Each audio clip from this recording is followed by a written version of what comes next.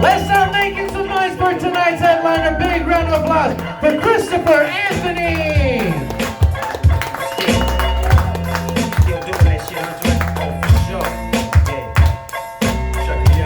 Yay! Welcome. I am so glad that I have New Orleans natives in the house tonight. I had a few Yelp reviews I wanted to share about this city. No, just really quickly.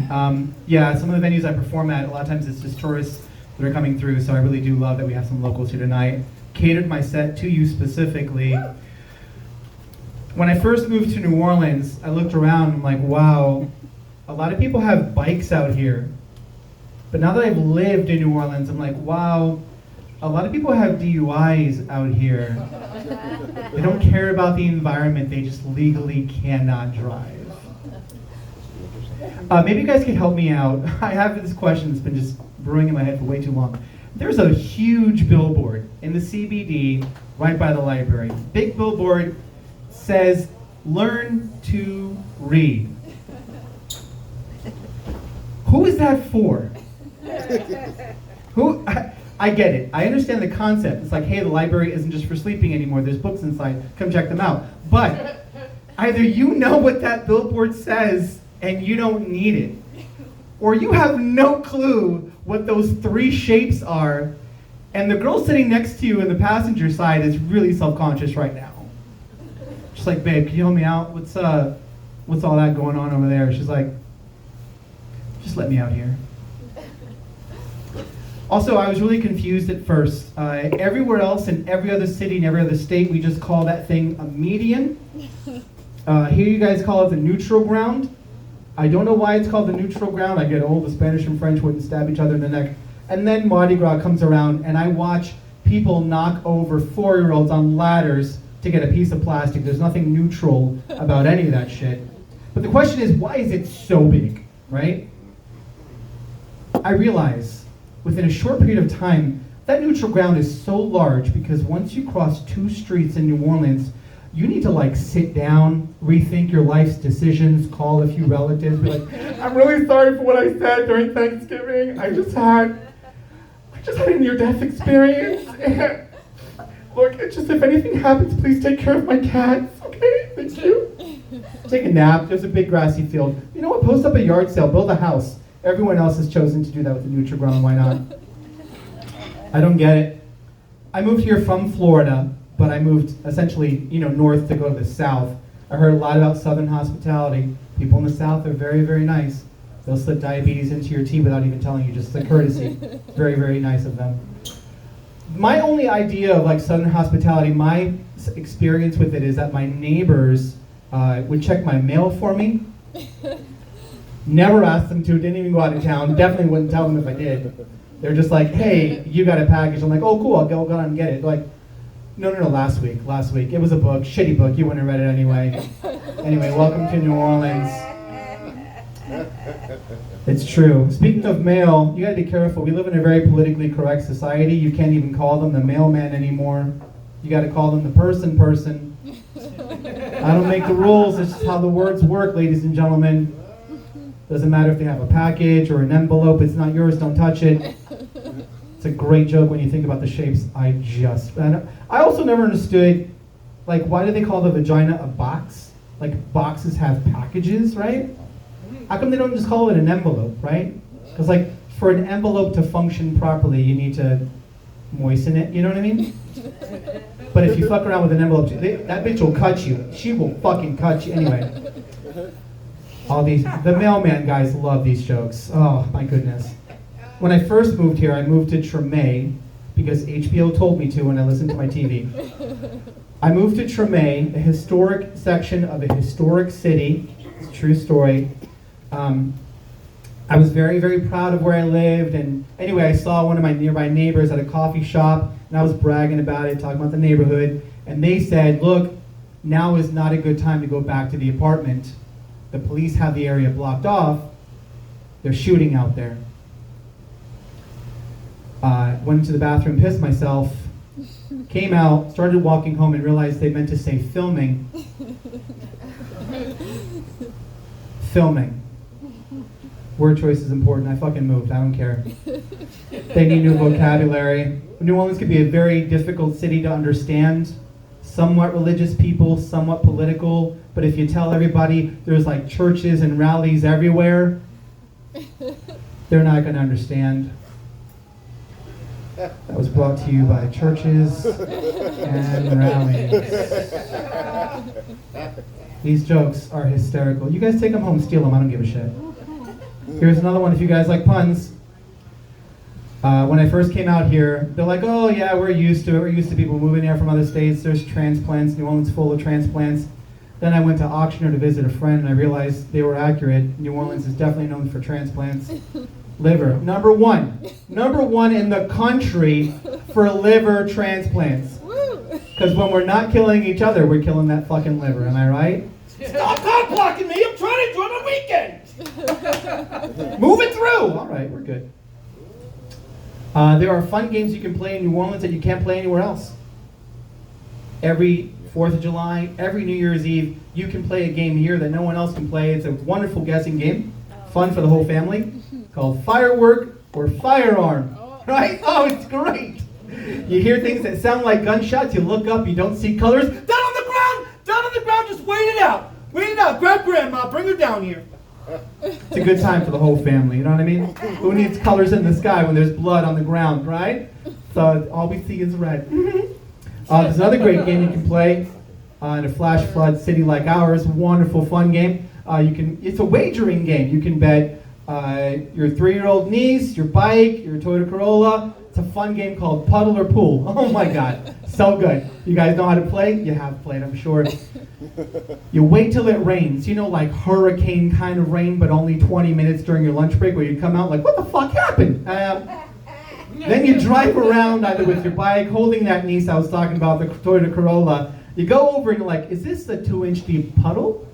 Or is this a 4-foot deep pool? I don't know. Let's find out. What do you think? Ah, boom. And I didn't need that car anyway. I didn't need that car. One more bike on the road. It's good. Also, I'm not a big fan of repeating myself, but here in New Orleans, you like have to. I saw 2 people shouting at each other, thought they were arguing. They're like, no, this is how we show love out here. We just yell at each other all the time. And then I would talk to people like this close, and they'd be like, you heard? And I'm like, I have heard every fucking word that you have said. And I realize it's not me, it's not them, it's all the fucking second lines that made them deaf, you know what I mean? When you wake up and your alarm is a trombone being played 4 feet away from you every single day, you're like, I love Jeff! I love it, I don't know what the fuck is going on right now. Are they talking? You heard?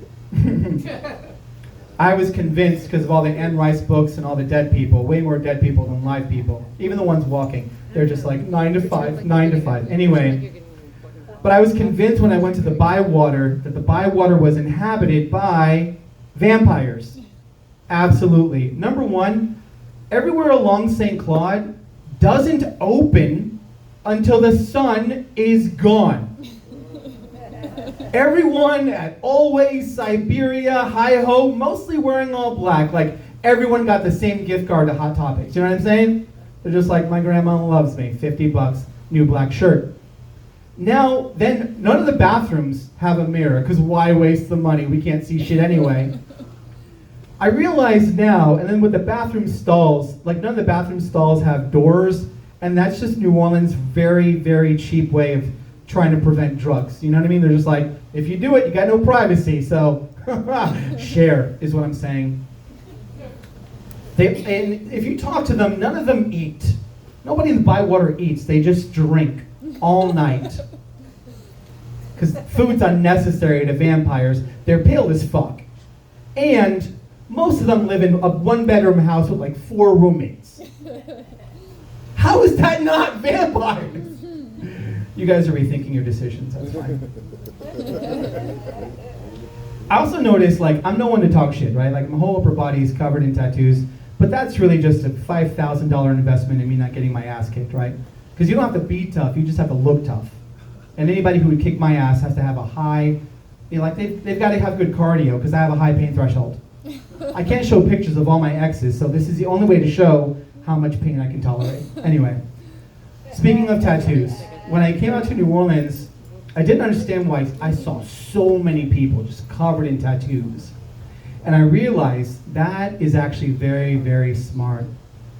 So many people in New Orleans have tattoos because they want to spend their money on something their roommate can't steal while they're sleeping. Hang on. Like their cell phone charger, their boyfriend, their portion of the rent money. You know what I mean? Tattoos are way more economical. Wherever you go, there's all your bad decisions just waiting there for you. Like an ex that doesn't get the hint. I'll miss you guys, thank you. It's a cute dress. I'm not leaving. Damn it.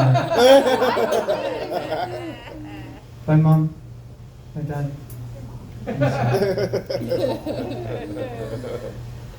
He's just gonna get some cigarettes. He'll be right back. He'll be right back.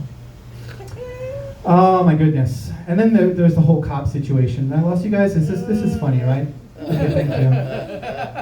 The cop situation is, you know the cop situation is bad when they hand you a ticket and on the back of the ticket it's like, you could pay this or you could fill out this job application. You ever got an employee discount that saved you $175? I don't fucking think so. Don't work for us. Come check it out. Yeah, I mean, also, look, public service announcement, you guys should never complain when you see 6 cops pulling over 1 car. Okay. That's 5 cops that aren't fucking with you. You know what I mean? Let the hyenas feed and just run, gazelle. Run. They're chowing down on dinner. Don't mind that. Don't look down. Don't look down. Just keep going. Just keep going. You guys might like this joke. It's actually a true story. I had a friend who was a cop. He was a cop for only 8 months, and it wasn't for him. But he was good at like some cop things, you know. He was good at like flashing his lights and looking up records and telling people to put their hands in the air. So he's a DJ now, much better suited for his skill set. It's a great joke. Put your hands in the air and wave them like that shit was fucking hysterical. Thank you, I appreciate it. A lot of my friends don't like cops. I've been keeping a list of all my friends who don't like cops. Because I'm going to rob all of those fucking hypocrites. And if they have the audacity to call the police as soon as they get there and be like, you do not want to know what he just said about you. Oh my God, horrible, horrible things. Look, check in with him first because he seems to have a very, very huge issue with supporting the blue. I love you guys. Love that you guys are doing your job. Love that you gave me a 20-minute head start because I just have like a TV left. If you could help me just lift the TV real quick and then talk to him about all the shitty stuff he said. All right. It's true. Don't tell me you don't like cops. I'm gonna fucking rob you that night. New Orleans, as you guys know, you don't have to be a meteorologist to know that New Orleans only has 3 seasons. Too cold to go anywhere. Too hot to do anything. And Mardi Gras, baby! Woo-hoo! And sometimes those are all the same fucking day. You wake up and it's 35 degrees, you're like, what are you thinking? Then by lunch it's a nice 114, you know? And then that night, you drag yourself out, sit in the drenched rain to get cheap shit made from China. Like silicone breasts. Just kidding. Anyway, moving along. I'm kidding. New Orleans has 4 seasons. Too hot, too cold, Mardi Gras, and football, baby. Football, you guys wanted football jokes? Here we go. I don't know if you guys know this, but you are required, it's like old Napoleonic law or some shit, you have to be a Saints fan to live in New Orleans. You have to be a Saints fan. You're like, how would they even know? Well, when you renew your license, if you don't show up wearing a hat, a jersey, or a t-shirt, they're not going to take the fucking picture. You'll just get arrested right there and then. Like, must be from Atlanta. Gotta be a Saints fan, gotta love football. Because hockey and baseball season's pretty dismal out here. There's no team, it's fine. But that'll make up the laws. My problem with football, if you close your eyes and just listen to football, do it now if you trust me. Just close your eyes. And imagine there's football playing right now, and you hear over the TV, he's penetrating so deep into the tight end. So deep. It's like 3 guys right on top of that tight end, so tight. I got my eyes closed because I know exactly what I'm going to say. So, looks like this guy's chasing down hard after a wide receiver, such a wide receiver. Tagged him, got him. He's down on the ground. He grabbed his balls real quick. This guy's posting up for a fullback, posting up so hard, face to face, clenched against each other, posted up. And he's right against the fullback. Oh, penalty. Unsportsmanlike conduct, put his hand where it shouldn't have been. Too close to the face, keep it down by the crotch, guys. These guys just came out of the showers, they all showered together. Oh, they're putting on their pads. My little sister wears pads. Putting on their pads, tackling each other real nice and hard. Looks like this guy is celebrating, getting where he wanted to go, and he's just dancing. He's just dancing like a fool. A few of his friends join in, they're all dancing. Stop with all the dancing. We're gonna fine you. We're gonna fine you $20,000. That's child support for at least 7 of your kids right there. Then there's this whole cosplay thing, right? Again, imagine you don't know football, you're just hearing in the background, you're like, it's the Vikings versus the Cowboys. 2 men equally big, equally strong.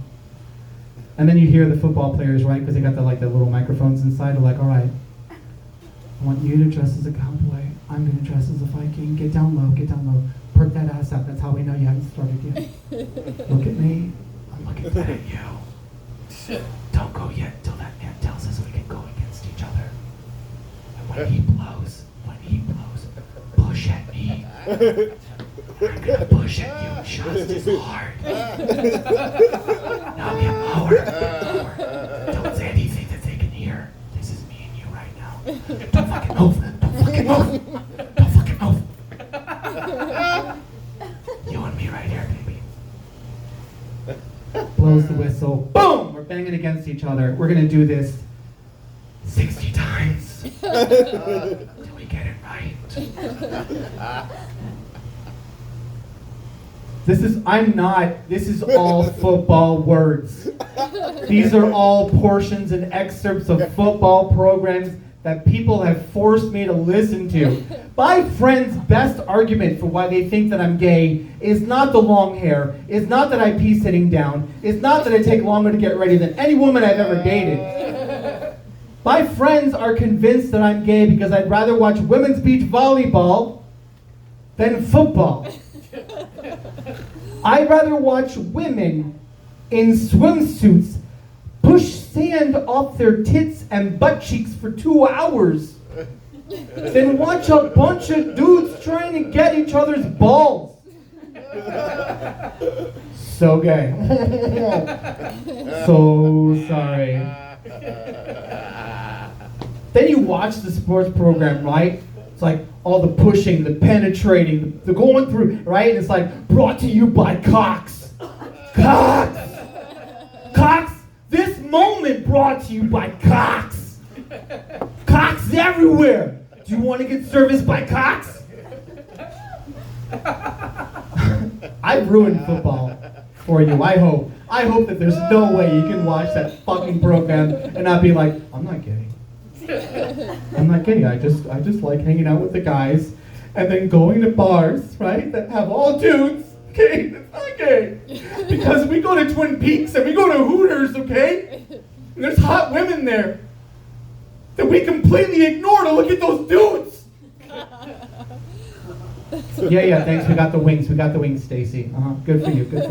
We're watching these guys talk about these guys. And when they're done, guess what we're gonna talk about the guys that we just saw. Now, if that is not heterosexual enough for you, there is a version of football that you can enjoy from the privacy and the comfort of your home alone, called fantasy.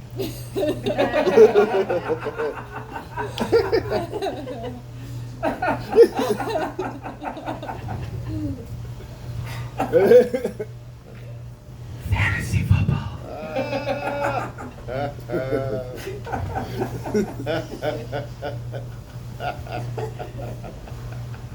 Do you want to play fantasy football?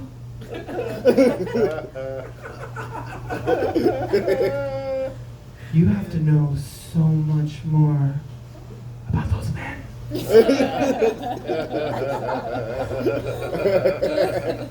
How tall is he? How much does he weigh? What's his favorite position? What is he like? What is he good at? I know he's tried a few things in college. What did he settle down on? What position does he excel at? What school did he go to? What did he study? How is he feeling?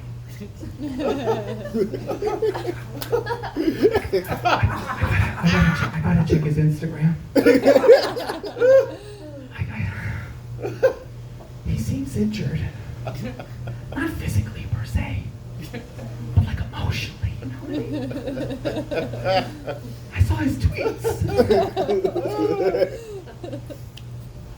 Honey, I'll be right there, okay? I know dinner's ready. It's our anniversary. I forgot. Big fucking deal. So what if I know every single thing about this team? I can't.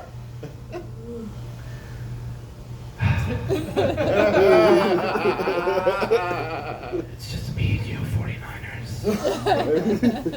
Just me and you, Packers. Pack it. Pack it. So good. I'm gonna put $400 on you, Jose. Too good for Daddy. I need this. Because if I don't win the league, I have to be in the red dress run, which is so gay. Now, the gayest part, truthfully, of football is that after they go through a whole season and only have to win like 12 games against all American teams, they have the balls to put on a shirt that says world champion.